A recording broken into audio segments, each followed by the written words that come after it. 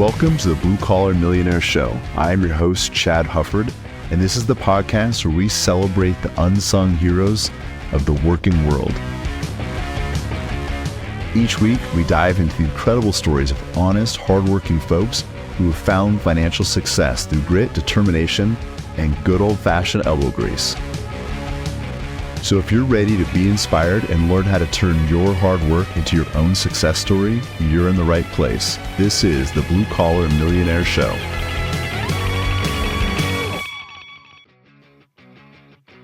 Welcome back to another episode of the Blue Collar Millionaire Show. I am Chad Hufford.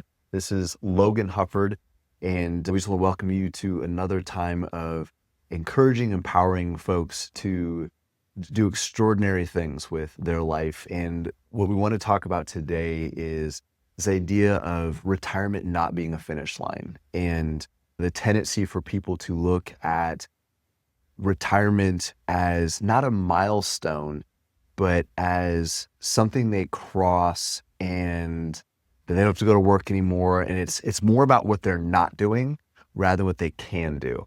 And we've talked before on this podcast and of course in the book about the job optional lifestyle, maybe being a better way to look at retirement.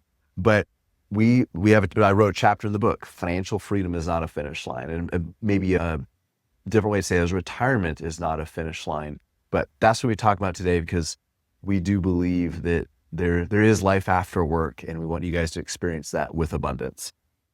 So when you say financial freedom is not a finish line, what is it about a finish line that is something to be avoided here? Well, first of all, we have to look at the fact that retirement is a relatively new concept, and we're not doing it well. So back in 1935, when Social Security was instituted for retirement income for folks over 65, the life expectancy was 58. So it was like, good for you. Dang. You made it. We'll give you a few bucks. You'll be dead in a few months. Yeah. And it was not designed for multi-decade retirements that we're seeing right now.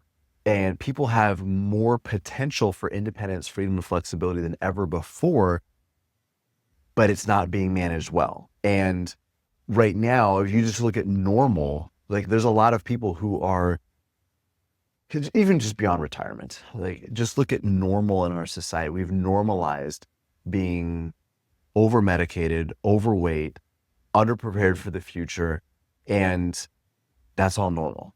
And normal isn't working. So we've got to be able to look at this thing a little bit different.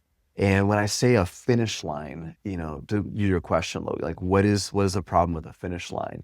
Is number one, there's two risks there.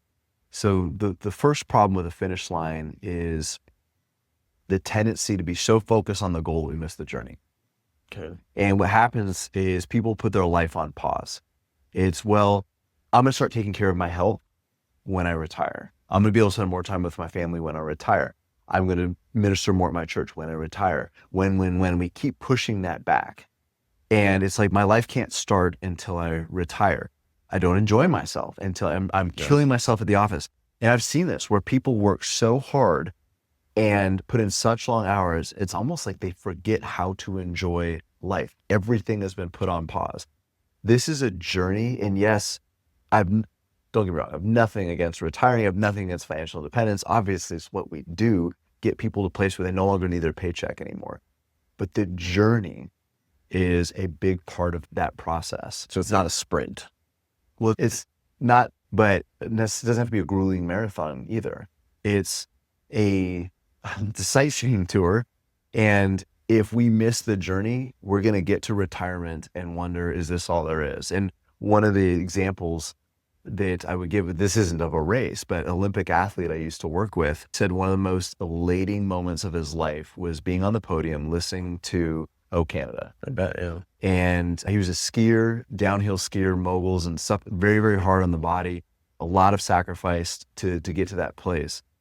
So he said the next morning, though, was one of the most empty feelings he's ever had, because he realized, if I put my entire life on hold for 4 more years, expose my body to more damage, go through grueling workouts, put friendships and relationships on the side, even a career, all that stuff on the sideline, at best, maybe I can get back to where I was yesterday. And that idea that I'm here, I got what I thought I wanted, right, but I've sacrificed so much. Is this really all there is? And to answer to continue to answer that, the next part is, what do we do when we finish a race? We stop running. And that can be really dangerous as well, because you don't have something challenging. The people who can achieve financial independence, who are ambitious enough, goal-focused enough, driven enough, disciplined enough to get to a place where they've saved enough wealth to replace their income, are the worst type of people to have nothing to chase, nothing to go after. And the risk then is you stop running and is comfortable, right, for a moment. But pretty soon, comfort leads to complacency, and then complacency leads to compromise. And people start choosing things for their life. They may start chasing the wrong things, or just that their lives just start getting rusty. I want to ask you about what it looks like when somebody stops chasing, because I know you've got a really powerful example in the book. But just briefly talk about the cycle. What's the craziness of the American cycle as you would see it? Well, so here's the big issue. So number one, avoiding work is not the goal. Work is not something to be avoided. Our society has come to almost treat it that way. That, man, I've got to put in this job so I can quit it one day. And if we just back up from that a little bit, think about, we have young kids. I know ours were homeschooled early on. But I mean, people right now are on wait lists to get their kids into preschool. Right. Just the right preschool. Just the right preschool. So they're a leg up on all the 5-year-olds when they start elementary school. Right. And we do that because we want them to get good grades so they can do well in high school. And then with a really good high school transcript, they can get into hopefully a good college. With that good college, we can get them a good job so they can make a lot of money. They can work really hard so they can save a lot of money to eventually quit the job that this whole process has gotten them and get to a place where they have no responsibilities and no stress, no obligations, no whatever, basically to get them back to where they were before they started preschool. Adult preschoolers. Yeah. No, and that's obviously, I'm simplifying, I'm making light of it. That is such a meaningless, empty cycle. If our goal is just to avoid work, you can quit today and the government will take care of you. That is not financial advice, by the way. I'm not suggesting that. But if that is your goal, to no longer work, I would say you got to raise the stakes. Right. And that's the other part of this too, is we have to raise the stakes on what financial independence looks like. Because if it's simply quitting your job, this is hard, Logan, as you know. I mean, you've been counseling people here for the last several years, getting out of debt, staying on a budget, saving money, investing through down markets when everybody else says we should be running away from the sale. But to be able to do that for years and years is so difficult.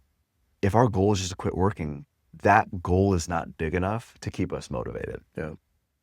What is the example that you share in the book about what it looks like when somebody stops chasing something? Well, one of the things that I thought about a lot in my career is actually something going back to very early on in life. I was fascinated with lions, and this is back before Hulu and streaming and all that. Is this Barry Sanders? Or are we talking like in Yeah, nature? well, I was pretty obsessed with Barry Sanders too, but I mean, pretty much any African animal, but specifically the lion. Like, there's something mesmerizing about that. And any time there's a nature show or something like that on, and being homeschooled, it was like the highlight of my week is getting to watch a nature show. But I just remember just being in awe of the grace and the power and just seeing, I mean, they're just magnificent creatures. And maybe I was like 7 or 8 years old. I saw my first live lion in a zoo. It was in the San Diego Zoo, and it was cool. But I remember being a little bit disappointed, and there was just something missing from that. Big mane, big, powerful lion. There's still a sense of majesty, but it was like there's this fire in his eyes that was missing. And I thought, as a kid, that because he was in a cage. Yeah. Locked up. Yeah, he's locked up. Captivity. But I think that it was bigger than that. I think part of what was missing wasn't just his freedom, but that his food was brought to him every day. And this is an animal that was designed to hunt and kill and to chase things down. Right.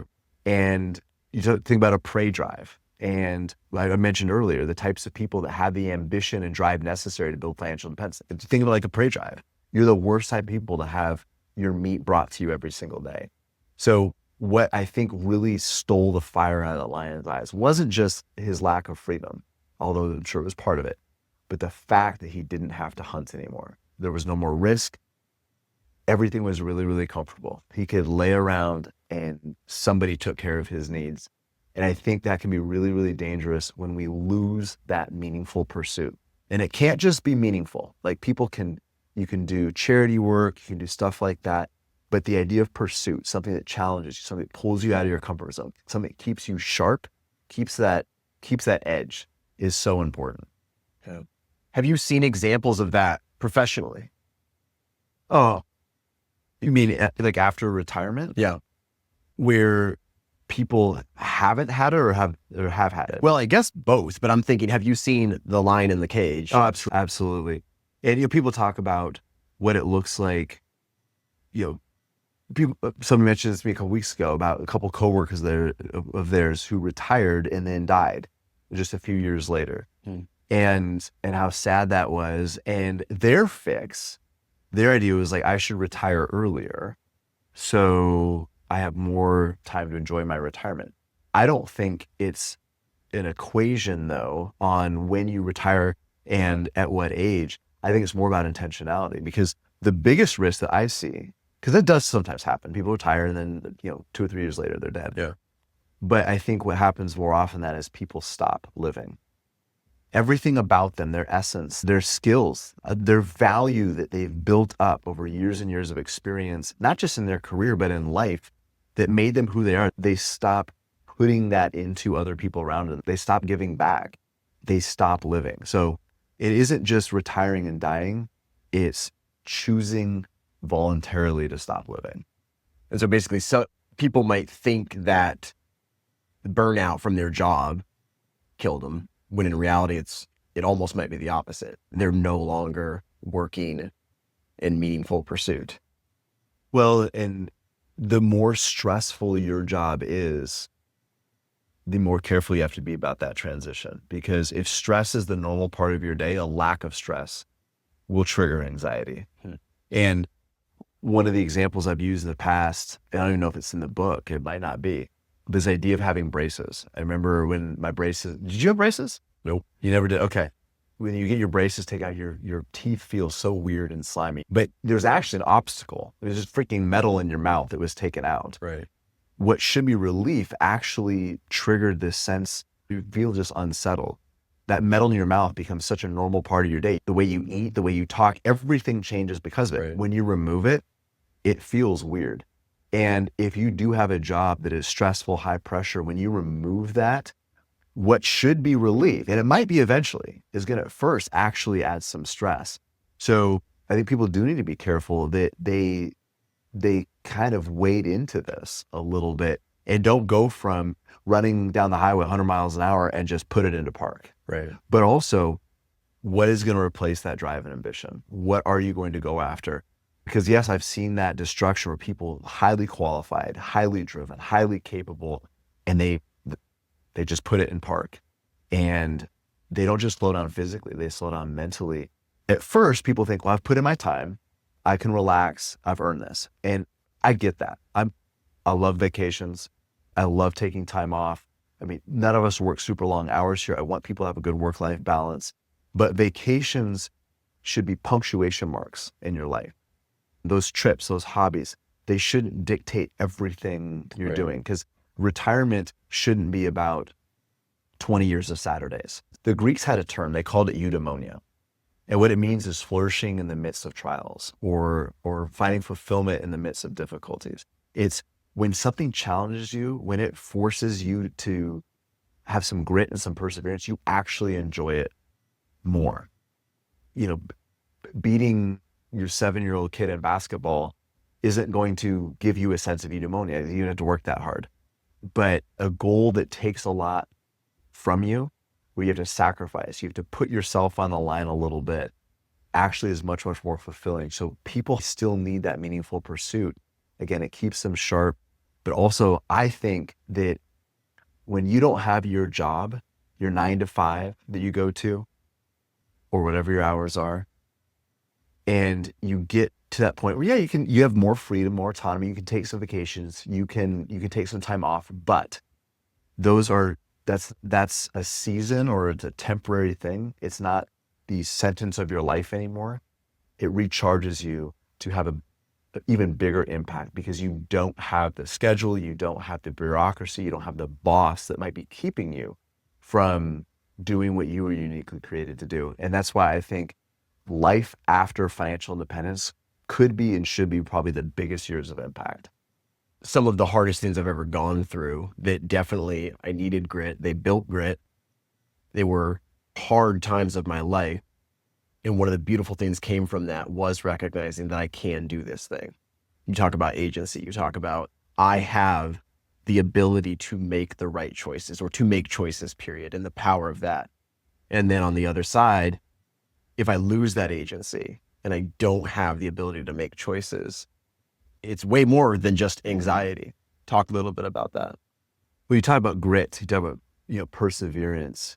Those are character qualities: discipline, determination, patience, all those things that got you to a place of financial independence.